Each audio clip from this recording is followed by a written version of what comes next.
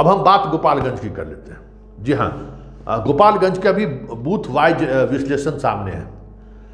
AIM ने नुकसान पहुंचाया है, उससे कहीं अधिक नुकसान शहाबुद्दीन के समर्थकों ने पहुंचाया है। ये भी एक फैक्ट सामने है। मुसलमान के वोट में जो सेंधमारी करने में जो ओवैसी की पार्टी की जो कामयाबी मिली है, वो कामयाबी से अधिक शहाबुद्दीन के का जो एक पॉलिटिकल स्पेस रहा है उस इलाके में, उनसे जो जुड़े हुए जो लोग रहे हैं, उनका विरोध गांव-गांव में जो मिल रहा है, मुस्लिम आबादी के हर गांव में शहाबुद्दीन के लोग हैं और उन लोगों ने इस तरीके का विरोध किया है।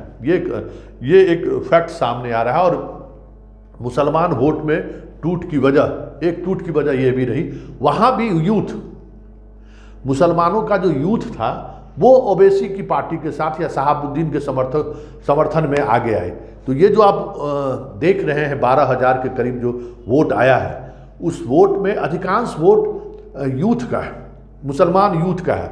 जो यूथ शहाबुद्दीन से अपने आप को जोड़ते हैं, ऐसे यूथ जो ओवैसी को अपना नायक मानते हैं और शहाबुद्दीन को अपना नायक मानते हैं, ये सारे वोट, अधिकांश वोट वही हैं। तो इस वोट की वजह से राजद को वहाँ पे पटकनी खानी पड़ी। और उसके अलावा जो बनिया वोटर के में सेंधमारी की जहाँ तक बात आ रही है, तो शहरी तमाम जो गोपालगंज विधानसभा क्षेत्र में जो शहरी इलाका है, उस शहरी इलाके में बीजेपी ने बढ़त बनाई है। मतलब बनिया में भी कलवार और कुछ बनिया को छोड़ दें तो ज़्यादा टूटने में कामयाब नहीं रहे। राजद का जो ये फार्मूला है, वो फार्मूला ये सही है कि 8-10 हज़ार वोट के करीब उनके पक्ष में एक व्यापारी वोटर के देने की, व्यापारी को सीट देने से बढ़ा है, लेकिन मैक्सिमम व्यापारी कम्युनिटी के जो लोग थे वो बीजेपी के साथ खड़े दिखे, ये साफ दिख रहा है। दूसरा ये सूक्ष्म विश्लेषण ये सामने आया है। तीसरी बड़ी बात कि यादव पूरी तौर पे साथ रहा, आरजेडी उम्मीदवार के साथ रहा, पूरी ईमानदारी के साथ रहा।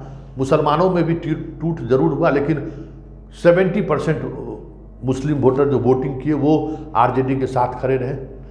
गोपालगंज में अगर हम बात करें कुशवाहा की, तो भले ही बीजेपी दावा कर रही है कि हम कुशवाहा वोट तोड़ने में कामयाब हो गए, लेकिन ऐसी बात नहीं है। कुशवाहा वोट भी बहुतायत आरजेडी के साथ खड़ा दिखा है। जो कुशवाहा डोमिनेट जो बूथ हैं, जो जहां उसका अगर बूथ का आप सूक्ष्म विश्लेषण करें तो राजद उन बूथों पर लीड किया है। और जिस गांव में सम्राट चौधरी गए थे, कुशवाहा गांव में, उस गांव का आप अगर ये देखें, बूथ वाइज अगर काउंटिंग देखें, तो उपेंद्र कुशवाहा सम्राट चौधरी पर भारी पड़े हैं। वो तमाम जगहों पर ये आपको बढ़त बनाई है आरजेडी ने ग्रामीण इलाकों में। और चौथी बात कि देखिए, अति पिछड़ा वोट की जहाँ तक बात है, तो ये मुजफ्फरपुर से बेतिया की तरफ जैसे जैसे आप बढ़ेंगे, अति पिछड़ा वोटर की संख्या लगातार कम होती जा रही है। जो आप मिथिलांचल के इलाके में अति पिछड़ा वोटर की जिस तरीके की संख्या है, वो संख्या आपको गोपालगंज के इलाके में या फिर बेतिया या फिर मोतिहारी का जो इलाका है, उन इलाकों में देखने को नहीं मिला। हाँ, सहनी वोटर बीजेपी का परंपरागत वोटर रहा है। वो सहनी वोटर गोपालगंज में भी मुकेश सहनी उम्मीदवार खड़ा करें या न करें, लेकिन वो अभी भी बीजेपी के साथ हैं, वो दिखा है। सहनी वोटर गोपालगंज में अति पिछड़ा में अगर हम बात करें तो उनके साथ रहा। फिर जो व्यवसाय से जुड़े हुए जो अति पिछड़ा हैं, वो स्वाभाविक तौर पर अभी भी बीजेपी के साथ खड़े हैं। ये आज से नहीं, काफ़ी पहले से हैं। तो कोई बड़ी सेंधमारी देखने को नहीं मिली। और एक और बात, जो ये कहा जा रहा था कि राजपूत और भूमियार में विधान परिषद चुनाव को लेकर जो मतभेद हुआ है, इस वजह से भूमियार मतदाता आरजेडी को वोट कर सकते हैं या किए हैं, ये तथ्य भी गलत है। क्योंकि जितने भी फॉरवर्ड डोमिनेटेड जो आपको मतदान केंद्र हैं, वहाँ पे बड़ी बहुमत से, मतलब बड़े वोट से बीजेपी आगे रही है। हाँ, एक मैनेजमेंट, जिस मैनेजमेंट की हम बात कर रहे हैं, बीजेपी का वो मैनेजमेंट जरूर दिखा है कि फॉरवर्ड के बूथ पर जो अति पिछड़ा या अन्य जातियों के जो वोटर वोट करते थे, ट्रेंड ये रहता था कि वो वोटर एंटी फॉरवर्ड वोटिंग करते थे। लेकिन गोपालगंज में इस एंटी फॉरवर्ड वोटिंग के जो मानसिकता है उसको संभालने में बीजेपी इस बार कामयाब जरूर हुआ। और ये सुभाष सिंह की भी शैली रही है कि सुभाष सिंह जब तक वहाँ उनकी राजनीति भी इसी शैली पर चलता रहा कि एंटी यादव, कि यादवों के खिलाफ जो अति पिछड़ा जिस गांव में है या अन्य जाति जितनी हैं वो सुभाष सिंह के साथ खड़े रहते थे, वो आज भी खड़े रहे। वो एक स्थानीय ऐसा सिचुएशन है जहाँ, क्योंकि वो स्थिति गोपालगंज जहाँ लालू यादव का घर है, फिर भी 2000 के बाद वहाँ लगातार वो चुनाव हारते रहे, ये समझने की जरूरत है। उस कंस्टिट्यूंसी में वो चुनाव हारते रहे हैं जिस कंस्टिट्यूंसी के वो वोटर रहे।